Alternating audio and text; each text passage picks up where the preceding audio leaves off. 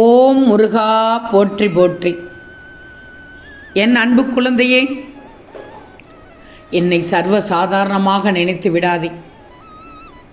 நான் உனக்கு கூறுவது பழிக்கும் பார். தங்கமே, உன் வாழ்க்கையில் திடீர் திருப்பம் ஏற்பட போகிறது. உன் வாழ்க்கையில் வெற்றி பெறப் போகிறாய். வாழ்க்கையில் நீ ஒரு சிலரிடத்தில் இருக்கவே போறதில்லைங்கிறது நல்லது தானே?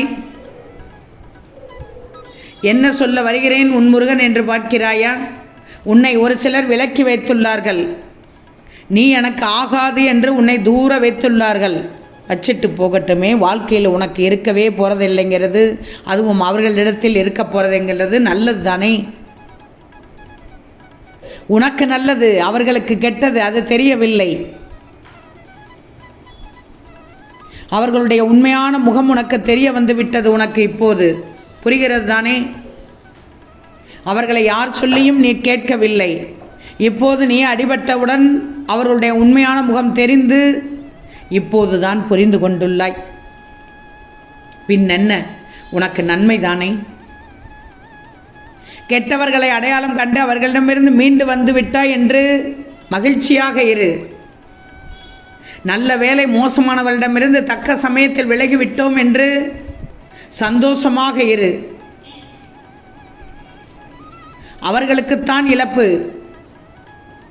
உன்னை போன்ற நல்ல உள்ளத்தை இழந்திட்டோங்கிற வருத்தத்தை இந்த முருகன் அவர்களுக்கு நிச்சயமாக உணரச் செய்து விடுவேன். ஆனால் அந்த நேரத்தில் அவர்கள் உன்னை தேடி வந்தால் அவர்களை தள்ளிவிட்டு நீ போய்கிட்டே இருக்கணும்.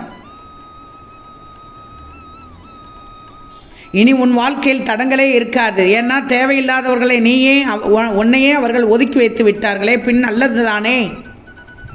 நல்லது தான் முருகன் செய்வேன். கோபப்பட்டாய். உனக்கு தீமை செய்தவர்களை பார்த்து கோபப்பட்டாய். ஏன் கோபப்பட்டாய்? என்ன, நீ அவர்களை நல்லவர்கள் என்று நினைத்தாய். அதனால் தான் உனக்கு கோபம் வந்து உள்ளது. உன்னை பழி வாங்குகிறார்கள், ஆனால் உன் மனதில் அந்த பழி வாங்கும் எண்ணம் இல்லை. அதுதான் உனக்கும் அவர்களுக்கும் உள்ள வித்தியாசம். நீ மன்னித்து விட்டாய், மறந்து விட்டாய், விட்டு விட்டாய். அந்த விட்டு விட்டாய் என்பது அவர்களை விட்டு நகர்ந்து வந்துவிடு. மன்னிப்போம், மறப்போம் என்று நல்லதுதான். ஆனால் அடுத்த சாகவாசம் அவர்களிடத்தில் இருக்கக்கூடாது. உன்னுடைய பெருந்தன்மை அங்கு தெரியணும். அவர்கள் புரிந்தால் என்ன, புரியாவிட்டால் என்ன, அழுது புரண்டால் என்ன, புரளாவிட்டால் என்ன, மதிகட்டு போனவர்கள், அவ்வளவுதான்.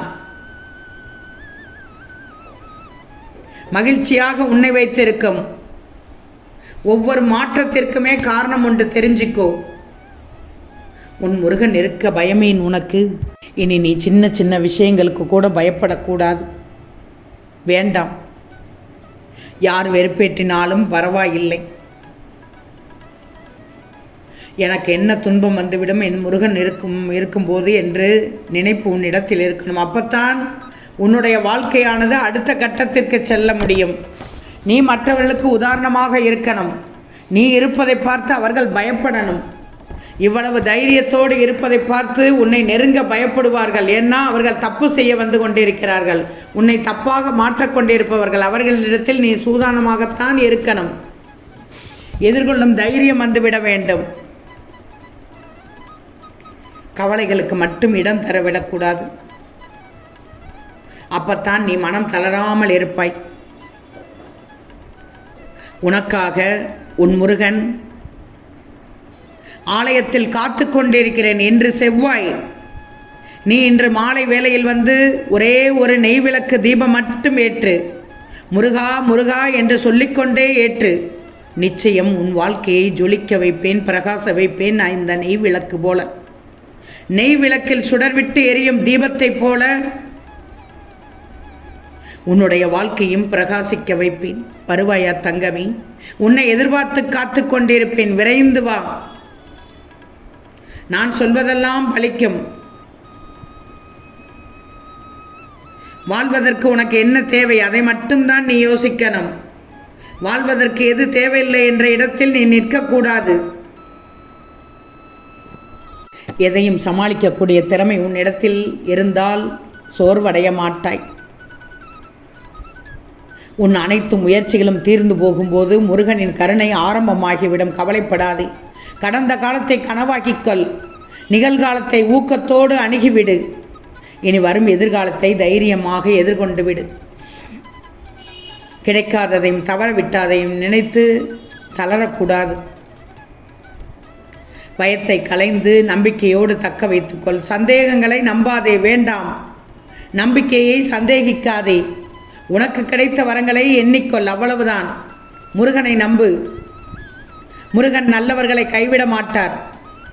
உன்னால் எவ்வளவு பெரிய செயலை செய்ய முடியும் என்று நினைத்து நல்ல செயலை செய்யாமல் இருந்து விடக்கூடாது. அந்த நல்ல செயலை மட்டும்தான் செய்யணும். தங்கமே, நீர் துளி துளியாக விழுந்து தொட்டியை நிரம்பி போய்விடும். தேனொழுக பேசுவான், அழகாக பேசுவான், ஜொல்லு விட்டு பேசுவான். கவனமாக இருக்கணும். சின்ன இன்பத்தை விடுவதன் மூலம் தான் பெரிய இன்பத்தை அடைய முடியும் என்றால், பெரியதற்காக சிறியதை விட்டு கொடுப்பவன் தானே நீ புத்திசாலி. நீ நினைத்தது நிறைவேறவில்லை என்று வருத்தப்படாதே. இந்த முருகன் அதற்காகத்தான், உனக்காகத்தான் உழைத்து கொண்டிருக்கிறேன், தயார் செய்து கொண்டிருக்கிறேன். என்ன செய்ய வேண்டும், ஏது செய்ய வேண்டும், எந்த வழியை காண்பிக்க வேண்டும், எந்த வழியில் நீ செல்லக்கூடாது, எதை செய்யணும் செய்யக்கூடாது என்று நான் வழிவகுத்து கொண்டிருக்கிறேன். ஏதாவது ஒரு ரூபத்தில் வந்து உனக்கு உற்ற துணையாக வந்து சொல்லிக்கொண்டே இருப்பேன். நீயே ஆச்சரியப்படுவாய்.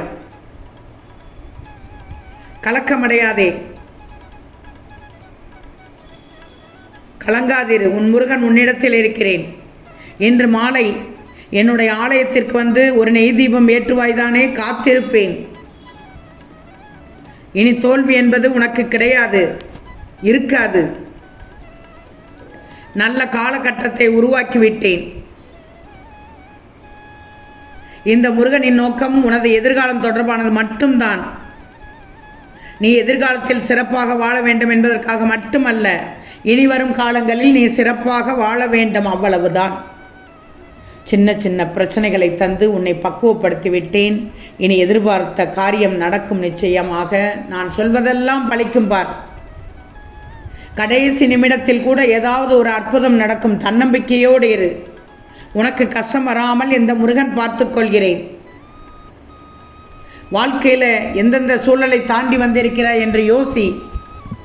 எந்த சூழல்னு என்னிடத்தில் கேட்கக்கூடாது. நீ உட்கார்ந்து யோசி. உனக்கு ஒரு இக்கட்டான சூழல் வந்திருக்கும். முன்னால் உடனடியாக சூழலை கடந்து வந்திருக்க முடியாது. ஒரு முடிவுக்கு எடுக்க வேண்டிய கட்டாயத்தில் அந்த நேரத்தில் இருந்திருப்பாய். அந்த சூழ்நிலையால் உடனடியாக நீ யாரை அணுகினாய், யாரிடத்தில் வந்து வேண்டினாய் என்றெல்லாம் யோசித்துப்பார். உனக்கு புரியும். வாழ்க்கையில் உனக்கு வழிகாட்டுவதற்கு இந்த முருகன் இருக்கும்போது ஏன் கவலைப்படுகிறாய்? நீ என்னிடத்தில் வந்த பிறகுதான் உனக்கு அடுத்தடுத்து வெற்றி, இன்னும் வெற்றி கிடைக்கும். ஓம் முருகா போற்றி போற்றி.